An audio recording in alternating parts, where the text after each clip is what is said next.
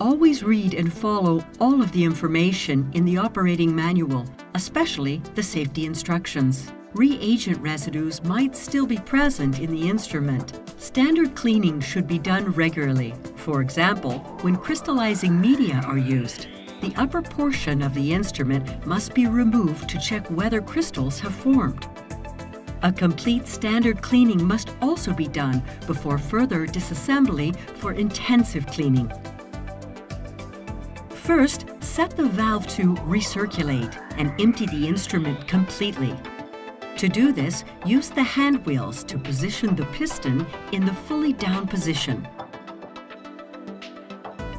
Attach the titrate onto a bottle with deionized water. Then fill and empty it completely several times.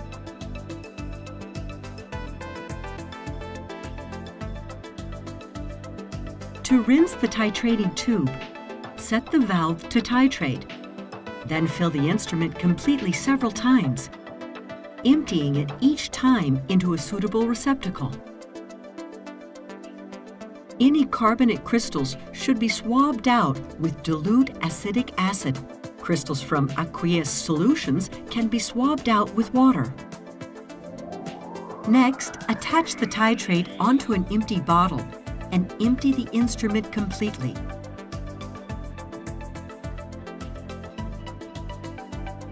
To do this, move the piston up and down several times at both valve settings.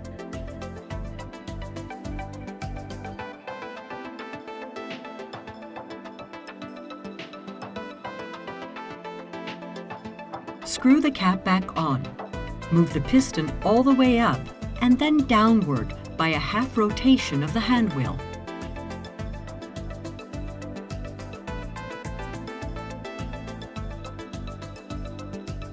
Unscrew the air vent cap and open the housing. Remove the mounting tool from the rear housing and use it to loosen the safety ring on the dispensing cartridge. Then, unscrew it completely by hand. Slide out the piston rod locking mechanism to the stop.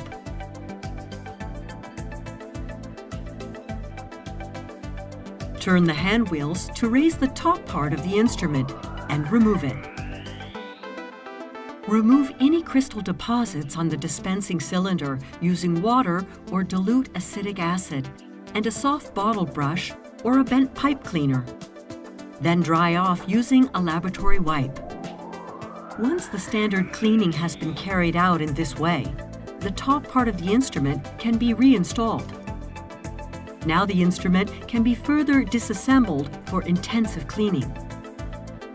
Pull out the filling tube and the recirculation tube.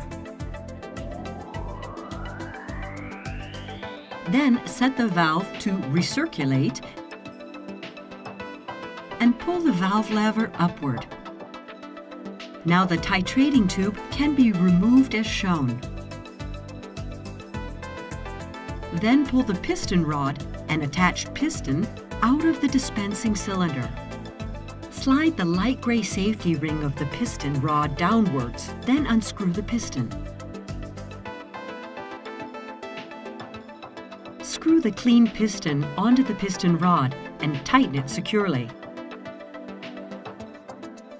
The teeth for the piston and the piston rod must be aligned.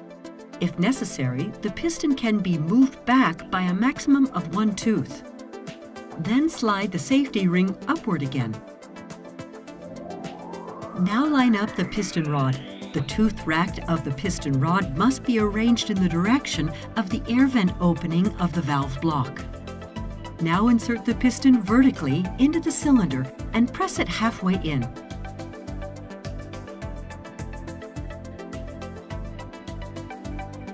Next, unscrew the filling valve with the mounting tool.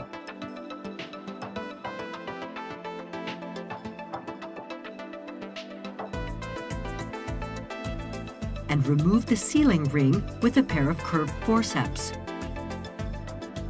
Reinsert the clean seal. Then screw in the filling valve by hand. and secure it by a quarter turn with the mounting tool.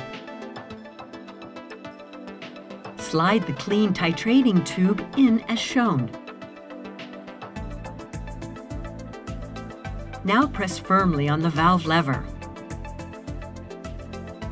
Attach the top part of the instrument and turn it downward. Lift the safety ring and check that the nut and bolt mesh securely.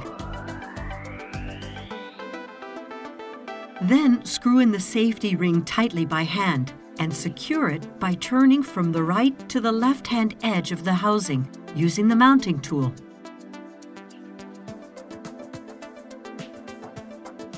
Press the piston rod locking mechanism in up to the stop. Then connect the rear housing at the top. Snap it closed and screw in the air vent cap.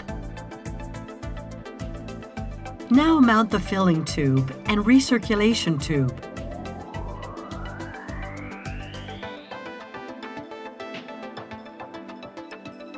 And then reattach the titrate to the bottle. After a function check, and possibly a calibration, the titrate is again ready for use.